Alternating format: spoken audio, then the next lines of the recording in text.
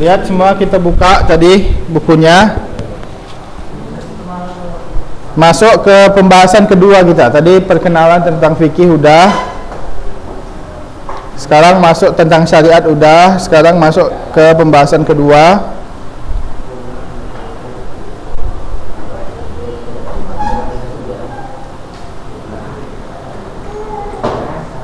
Yaitu halaman 27, buka.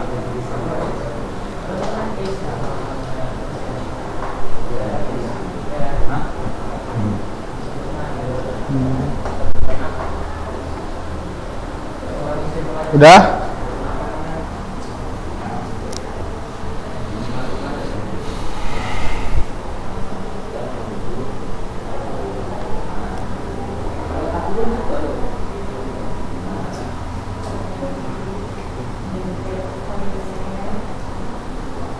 Ya, di sini yang kedua ini adalah ahammiyatu fiqhul islami wa mumayyizatuhu.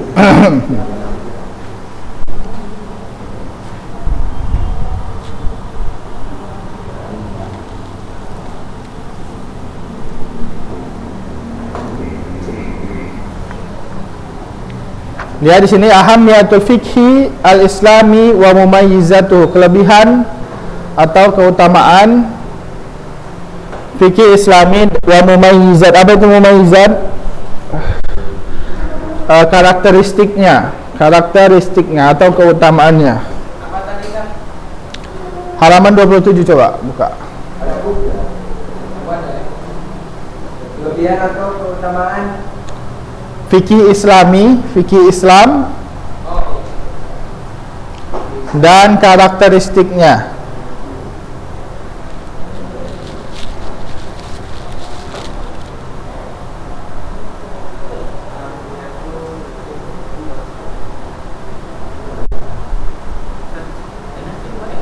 Hah?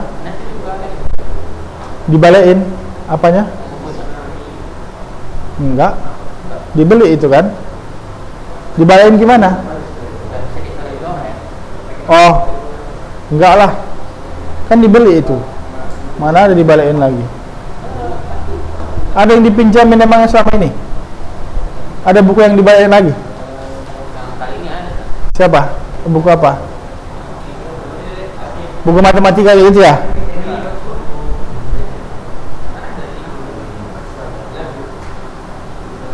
Iya, buku apa itu? Umum kan?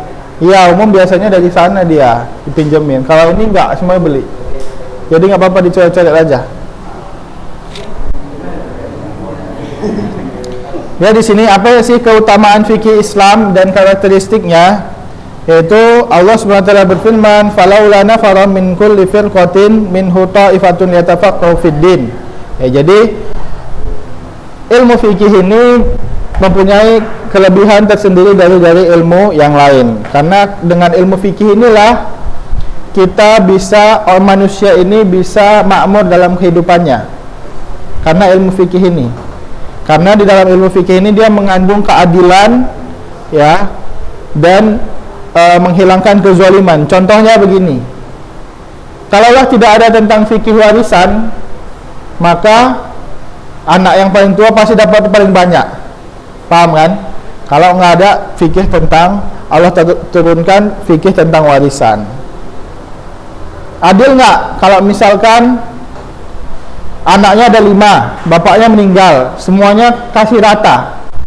Misalnya hartanya 25 juta, semuanya dikasih 5. Adil nggak? Kan sama aja 5. Adil nggak? Hah? Tidak adil. Kenapa? Karena anaknya misalnya ada laki-laki, ada perempuan. Yang laki-laki itu dia bisa bekerja dan dia butuh modal. Kalau perempuan mungkin ada suaminya. Karena itu beda. Kebutuhan terhadap uang itu beda. Paham ya? Maka itulah keadilan Allah. Kenapa perempuan nanti dikasih 2/3 dan laki-laki dikasih sisanya, kok sisanya banyak dapat sisa banyak, dan seterusnya. Yang orang Padang tuh biasa ke cewek. Iya, itu iya biasanya ke cewek ya, laki-laki nggak dapat warisan ya. Kasihan kali, itu nggak sesuai dengan itu. Allah sangat marah. Allah sangat marah dan mau bapaknya, misalnya bapaknya meninggal, mamanya yang bagi-bagi kan. atau anak paling tua yang bagi-bagi, kalau udah tahu dia ilmunya tetap membagikan begitu, itu dosa besar. Dosa besar. Ya. Kenapa? Karena tidak ada pembagian yang adil kecuali pembagian Allah. Ya. Maka anak laki-laki itu harus dapat lebih banyak, ya. Walidzakari mislu hadzil unsayain. Pendapatan anak laki-laki itu harus 2 kali lipat dari pendapatan perempuan. Maksudnya warisannya. Kenapa? Karena laki-laki lebih membutuhkan. Nanti dia punya anak, dia tulang punggung keluarga, nanti dia membuat modal kerja. Kok perempuan? Ada suaminya, bisa dibantu dan seterusnya. Paham ya? Itu dia. Tapi boleh nggak kita sama rata? Nanti kok kita misalnya kok misalnya udah itu ada bapak yang meninggal, kemudian 5 anaknya, bapaknya yang paling tua, anak yang paling tua bilang kita sama rata aja yuk. Boleh nggak? Mereka semua ridho 4-4-nya. Boleh nggak? Boleh, tapi ada yang satu yang ketinggalan, yaitu harus tahu dulu berapa jatah masing-masing yang dibagikan oleh Allah. Misalkan 3 anak laki-laki, kemudian perempuan harusnya dapat sedikit kan. Nah, kalau orangnya tahu pasti dia nggak bakal ridho yang laki-laki ini, ya. Kalau sama rata, misalnya semuanya dapat 5 juta, yang harganya totalnya 25 juta. Kalau pembagian Allah, misalkan perempuannya cuma dapat misalkan 2,5 juta, sisanya laki-lakinya dapat 7 juta. Ridho nggak laki-lakinya disamaratakan? Kalau dia tahu dia pembagian dari Allah dapat 7 juta, pasti nggak ridho, ya. Jadi lebih adil itu pembagian Allah. Itulah dia penting ilmu fikih, ya. Pentingnya ilmu fikih baik di ibadah, muamalah dan seterusnya, ya.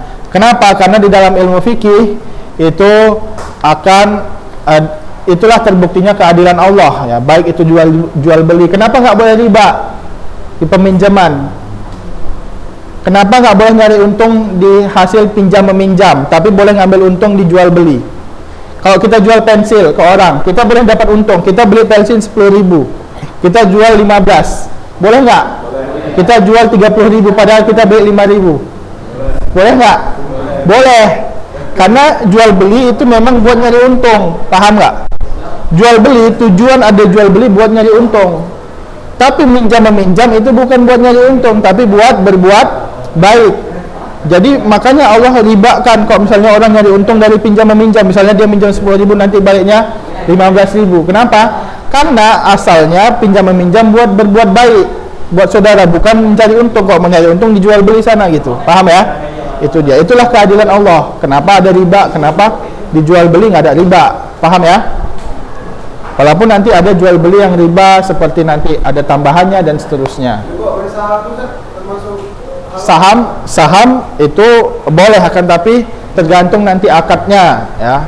Akadnya kalau misalkan nanti ada pinjam meminjam di situ, ya, atau kalau misalnya jual beli nanti dia tentang uang atau kredit seterusnya, itu makanya nggak bisa, ya. Itu yang nanti jadi haram, nanti akan dibahas di fikih muamalah. Makanya itulah dia keutamaan ilmu fikih, ya.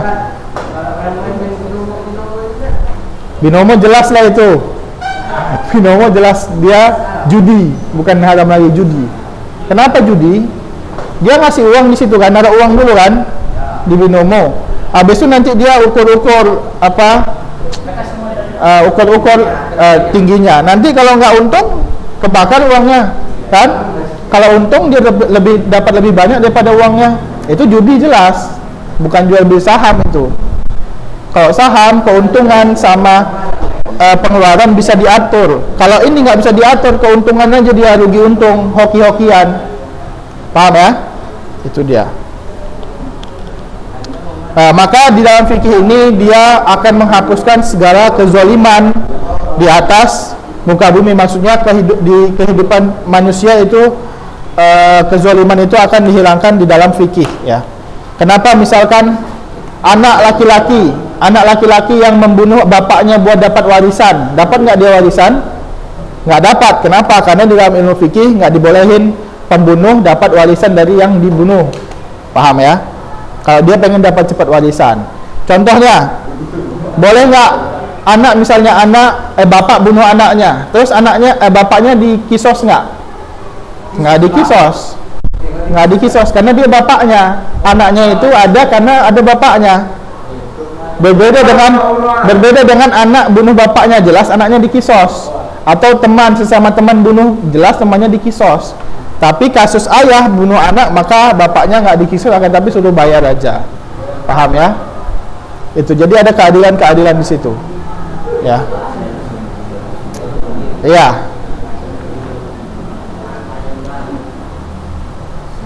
Maka disitulah di dalam fikih ada kehidupan ya dan seterusnya. Itu dia salah satu dari beberapa keutamaan fikih. Sekarang buka halaman 28.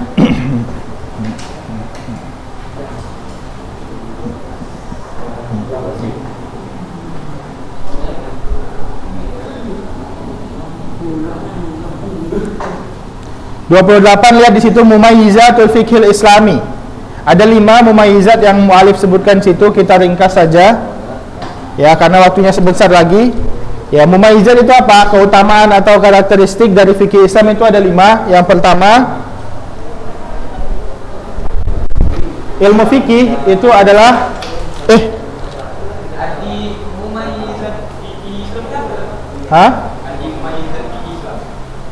keutamaan fikih Islam.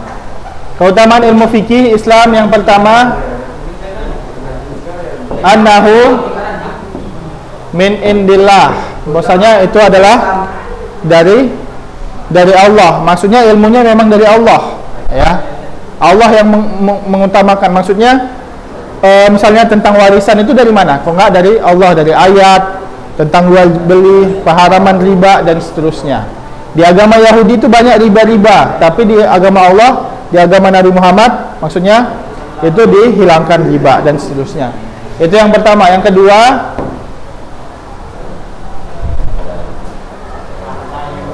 annahu syamil li qadri.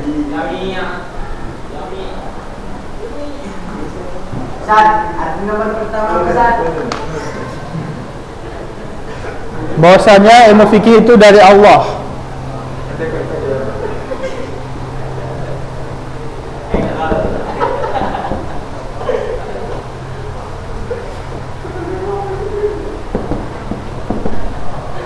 Ya, lihat yang kedua, bahwasanya ilmu fikih itu mencakup semua perkara-perkara kehidupan. Ya, bahwasanya ilmu fikih ini mencakup semua perkara kehidupan. Ya, seperti yang kita sudah jelaskan tadi, ada berapa? Ada 4 ilmu fikih itu, ada berapa? 4. Ibadah, muamalah, munakahah, dan jinayat. Itu semua mencakup. Ya, kalau ada orang bunuh-membunuh, masuknya ke fikih. Ada yang mau nikah, cerak talak, masuknya ke fikih. Ya, ibadah masuknya ke fikih. Makan masuknya ke fikih, ya. Kemudian muamalah jual beli masuknya ke fikih. Yang ketiga,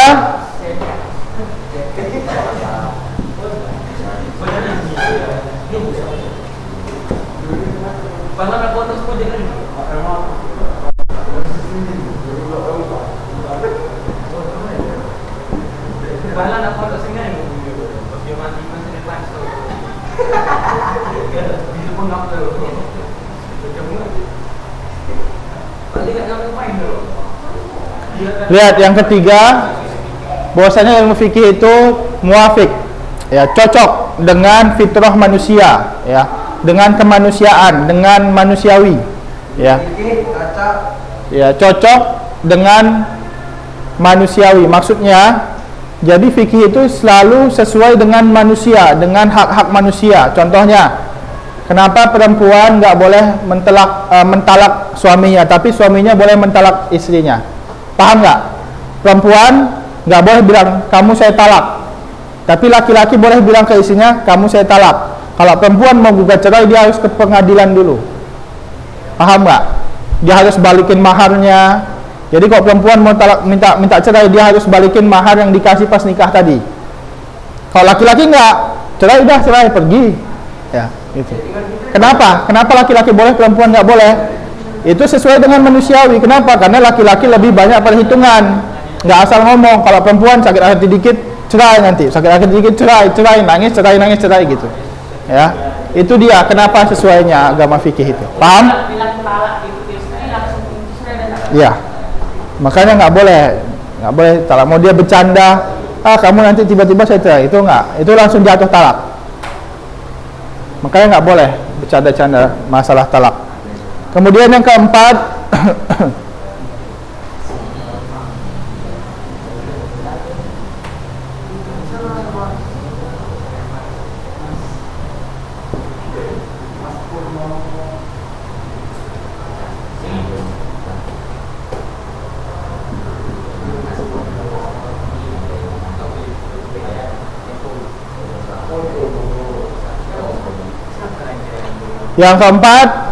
yahilu menghilangkan semua masalah-masalah manusia, ya.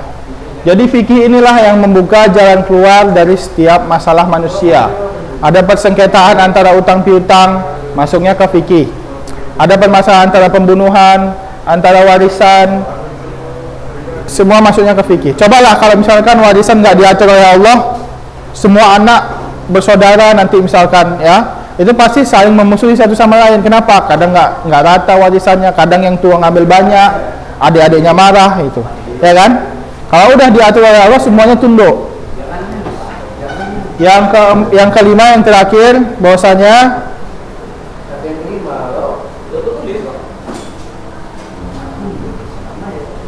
at-taisir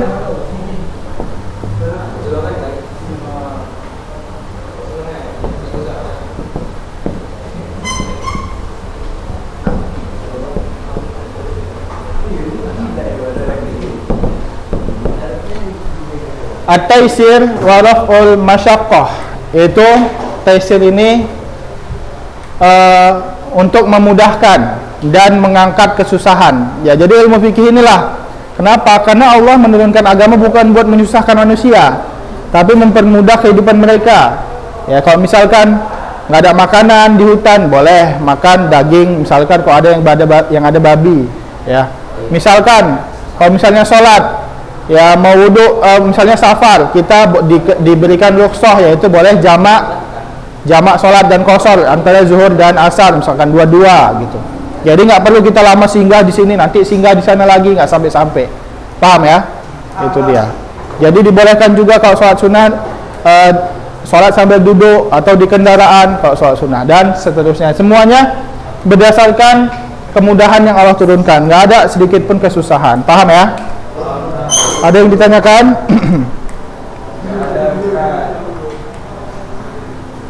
Kalau nggak ada, kita lanjutkan pada pertemuan minggu depan. 3 menit lagi. Jangan keluar dulu. Ada pertanyaan, tanya aja dulu satu. Nggak usah tanya.